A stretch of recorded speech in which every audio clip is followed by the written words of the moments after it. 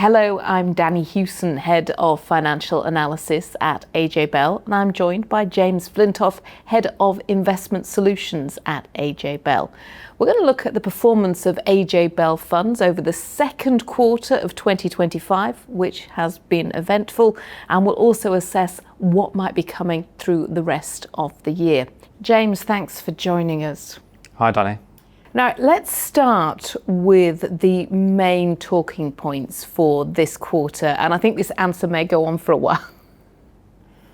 Yeah, let's, I suppose, keep it short and to the point, and it is all about the US, isn't it? And that uncertainty, that word again, around tariffs and the trade war situation. And thankfully, we have stepped back from the brink that was there in April, but there's definitely been some sort of impact on growth. Potentially later down the line, inflation, and that's really what the market's been trying to assess is what's going on there.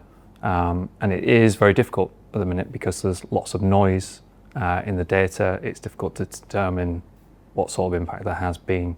And of course, there's been other things going on as well, particularly in the Middle East, between Iran and Israel, the conflict there. Kind of a surprise that it hadn't had a bigger impact on markets through the quarter, but it has calmed down at least by the end of the quarter. Let's zero in on equities then. How have they performed? Yeah, it was a big sell-off at the start of the quarter around that trade war.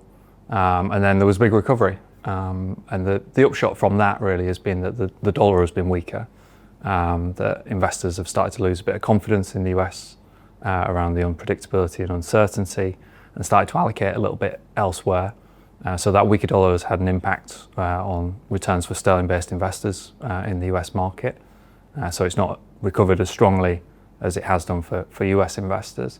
And other markets have come to the fore again, particularly in emerging markets. Korea's done well, Taiwan's done well. Europe continues to do well. UK's had a good quarter. On the flip side, China has been a bit weak after that bumper Q1. A lot of the trade war sentiment really weighing on the market there. So what about bond markets? Because it's been another interesting quarter there. Yeah, another interesting one there, and another volatile one in many respects. But thankfully, actually, at the start of April, when we had falls in equity markets, bonds did protect, particularly UK government bonds, gilts. They protected portfolios. The challenge for bonds more widely has been that actually inflation is still a problem. Particularly in the UK.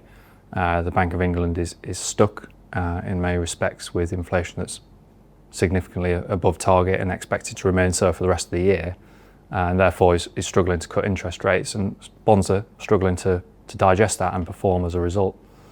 If we think about some of the other bonds that we have in our low risk portfolios, in particular, and where there's been a bit of a headwind from the weaker US dollar, has been in emerging market bonds as well, because they're all priced in dollars for the ones that we hold in our portfolios. So let's talk about AJ Bell funds then. How have they responded? Yeah, it's been a good 3 months in terms of returns, despite all of that that's been going on, particularly for the higher risk funds. And that's really because diversification has come to the fore in markets over the last couple of quarters, and they are diversified funds there, so we've benefited from the gains in emerging markets, for example. Over the 1 year, similar sort of story. At the lower end of the risk spectrum, returns have been a little bit weaker, considering cash and bonds generally yielding over 4% at the minute. So returns have been a bit weak there at that end of the spectrum. And we mentioned last time that you made some changes to the portfolio in January. You're obviously keeping track of how they performed.